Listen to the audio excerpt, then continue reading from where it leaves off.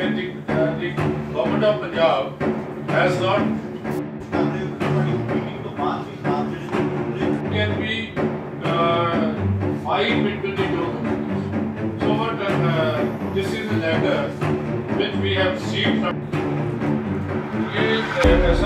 National minority commission ने आज एक प्रेस कॉन्फ्रेंस करके बताया कि वो माइनॉरिटी से मुताल्लिक़ जो कुछ भी स्कीमें हैं, वेलफेयर स्कीमें हैं, उसको मॉनिटर कर रही है और एक एक्सपर्ट पैनल भी बनाने जा रही है।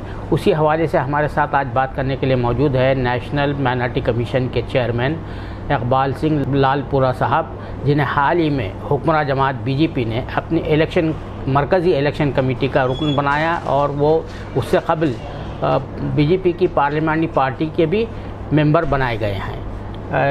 इकबाल सिंह लालपुरा साहब, आपने आज प्रेस कॉन्फ्रेंस जो की जी, तो उनमें किन नुकात पर, किन पॉइंट्स पर आपने जो तो रोशनी डाली? देखो, हम तो हर महीने हमारी कमीशन की मीटिंग होती है, तो जो भी एक्टिविटी हो कमीशन की, उसके हम चाहते हैं कि पब्लिक के साथ आपके द्वारा उसको शेयर किया जाए, साझा किया जाए। तो ऐसा ही आज था, कुछ इशू इस महीने में, इन दिनों में जो सामने आए हैं, उन पे चर्चा हुई। अच्छा, आप कह रहे हैं कि हम माइनॉरिटी वेलफेयर जो स्कीम्स है उसको मॉनिटर किया है, मॉनिटर कर रहे हैं। तो जब पार्लियामेंट का मानसून सेशन चल रहा था, तो मिनिस्टर जो है माइनॉरिटी अफेयर्स की, उन्होंने ये कहा कि बहुत सी स्कीमों के पैसे कम कर दिए गए हैं। तो उसका कुछ आपने वो लिया, नोटिस लिया? देखो, क्वेश्चन के जवाब में पार्लियामेंट में बताया। देखो, ऐसा है, माइनॉरिटी अफेयर मिनिस्टर ने जो बात रखी वो उन्होंने आंकड़े सामने रख के मांग रखी होगी। हम समय समय पे सरकार को बेनती करते रहते हैं कि कुछ तो, जैसे गरीबी की रेखा है, हम कहते थे 83,000 है, उससे 1,04,000 है या 2.5 लाख है, उसका थोड़ा बढ़ाया जाए, क्योंकि अब जो लोगों का हमारा जो है ना पर कैपिटा इनकम ही 1,15,000 जो है 1,15,000 है, 1,16,000 है। तो ये तो हमारा एक रूटीन है। दूसरी बात है, हमारे पास डिमांड बढ़ती रहती है और महंगाई भी बढ़ती है, तो उसके लिए और पैसे मांगना भी अपने बच्चों के लिए ये मंत्री का काम है, हमारा काम है। सो हम केंद्र सरकार से पैसे मांगते रहते हैं कि माइनॉरिटीज़ को सबसे ज़्यादा दो। अब भी कई जगह डिस्ट्रीब्यूशन में कुछ कमी होती है, तो वो हम सरकार के ध्यान में लाते हैं। अच्छा सर, ये बात भी सामने आई है कि जो मदरसा, जो रिकॉग्नाइज मदरसाज होते हैं, उनके टीचर्स जो अपॉइंट किए जाते हैं, तो उनकी तनख्वाहें नहीं मिल रही है। तो वो शिकायत के सिलसिले में जो है आपने कुछ बिल्कुल हमने we have taken up this issue with the government of India कि इनको जल्दी से जल्दी फंड्स दो, और स्टेट गवर्नमेंट को भी कहा है कि इन लोगों को पैसे दिए जाएं जल्दी से जल्दी, तो जिससे किसी की एजुकेशन में या मोराल में किसी कर्मचारी के उस पर प्रभाव ना पड़े। अच्छा, ये जो मदरसा सर्वे जो कराया जा रहा है, एक कंट्रोवर्शियल सर्वे है ये मदरसा, तो उसके बारे में कमीशन ने कुछ नोटिस दिया कि भाई, क्योंकि RTI एक्ट के तहत मदरसा आर एग्जम्प्टेड, RTE एक्ट के तहत जो है मदरसा को एग्जम्प किया गया है, उसके बावजूद भी ये किया जा रहा है। मुझे इसके बारे में कोई जानकारी नहीं है। मुझे जो जानकारी ये है वो ये है कि मदरसा अच्छी एजुकेशन का सिस्टम दे रहे हैं। हम उनके लिए जो कुछ करना हुआ है रजिस्टर्ड के लिए करते हैं। जहाँ तक प्रिवेंशन ऑफ क्राइम है, डिटेक्शन ऑफ क्राइम है, प्रोसिक्यूशन ऑफ केसेस है, ये काम स्टेट गवर्नमेंटें करती हैं। तो ऐसी कोई मुझे नहीं मालूम कि या ऐसा कुछ हो रहा है, तो मेरे ध्यान में आप लाए हो, हम वेरीफाई कर लेंगे।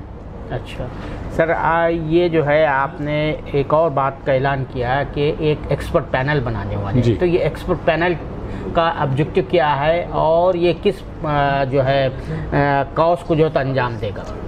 ये एक्सपर्ट पैनल का जो मोटिव है, एम है, वो ये है कि देहात तक, गांव तक, आखिरी भारत के कोने तक भी हमें इंफॉर्मेशन मिलती रहे, डिस्कशन होती रहे, माइनॉरिटीज़ की जो वेलफेयर स्कीम है उसका कैसा लाभ हो रहा है और उसको कैसे और अच्छा बनाया जा सकता है। विद्वान लोगों को man with vision, man with intelligence, उनको जोड़ा जाए। तो पैनल जो है चंद लोगों का होगा या जगह जगह ये लोकलाइज किस्म का होगा, क्या किस तरह नहीं, का ऐसा है, हम स्टेट नेशनल लेवल पे ही उनसे संपर्क में रहेंगे, कोशिश करेंगे हर स्टेट में छोटा सा एक लोगों का ग्रुप हो हर कम्युनिटी से, जिससे सभी लोगों को, सभी धर्मों की हमें जानकारी रहे। अच्छा, पैनल जो है आपका बहुत ही प्रोएक्टिव काम करता है सर्टेन माइनॉरिटी ग्रुप्स के सिलसिले में। जी, आप कहाँ अफ़गानिस्तान भी चले जाते हैं, कनाडा भी चले जाते हैं, जहाँ पर भी होता है, यहाँ तक बहुत अच्छी बात है कैंप पैनल। लेकिन यहाँ पे जो लार्जेस्ट माइनॉरिटी है उसके सिलसिले में जब भी कोई वाक़यात होते हैं तो चैनल की जो एक्टिवनेस है वो नज़र नहीं आती है। ये ऐसा लोगों का एक परसेप्शन है, ये लोगों का एक शिकायत है। जहाँ भी कुछ ऐसी बात, आप मेरे ख्याल मुस्लिम भाईचारे की बात कर रहे हो, मैं एक आदमी हूँ जिसने एक पुस्तक लिखी है मुसलमान कहावन मुश्किल, और मेरी किताब दुनिया भर में पढ़ाई जाती है, शाहमुखी अरबी में ट्रांसलेटेड है। तो हम सब धर्मों को बराबर की इज़्ज़त देते हैं।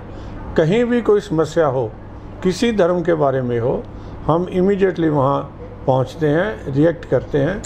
और कई बार मीडिया कवरेज जो है वो पीछे रह जाती है। अगर कोई आदमी, आप आजकल लोकल चलते हैं, कोई आदमी आंध्र प्रदेश में करेगा कोई, तो वो आंध्र प्रदेश में रह जाएगा। शायद मेरे ख्याल आज भी मैं देख रहा था कि ये जो SCPC का फ़ैसला है, आज मैं 4 अखबारें पढ़ता हूँ, 2 में इसके बारे में जिक्र नहीं था जी। तो वो न्यूज़ भी पीछे रह जाती है।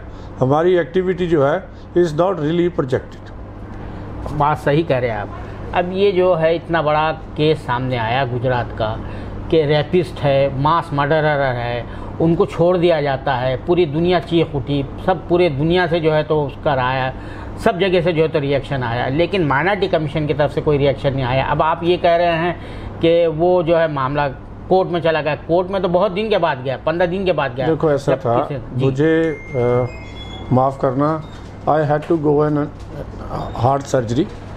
मैं 1.5-2 महीने तक बिल्कुल ही इमोबाइल था। अच्छा। और लोगों के संपर्क में भी नहीं था। अच्छा। इसलिए उन दिनों की बात नहीं मैं करता, क्योंकि मुझे तो I was lying in ICU, I never knew what is happening outside. उसके अलावा जब भी हमारे ध्यान में आता है हम उस पर एक्शन करते हैं। तो अब जो है ये मामला जो है ये इसको किस तरह से आप ये करेंगे? Let the court decide. जब कोर्ट करता है उसके बाद हम वी विल टेक।